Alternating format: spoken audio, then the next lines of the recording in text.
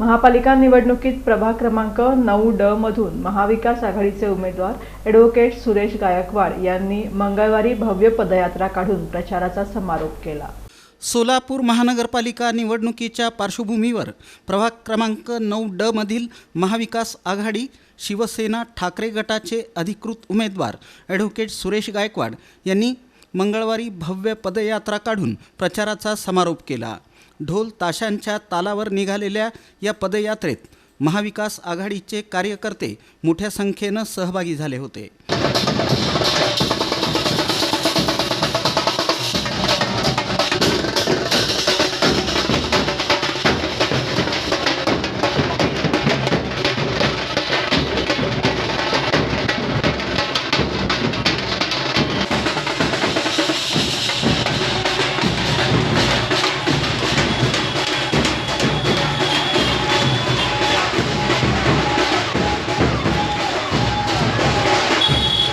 दरम्यान शिवसेना ठाकरे गटाच्या उपनेत्या अस्मिता गायकवाड यांनी या निवडणुकीत महाविकास आघाडीनं ताकदीचे उमेदवार दिले असून भाजप आमिष दाखवून उमेदवारांवर दबाव आणत आहे, मात्र मतदार त्यांचा हा डाव उलटून टाकतील असा दावा त्यांनी केला।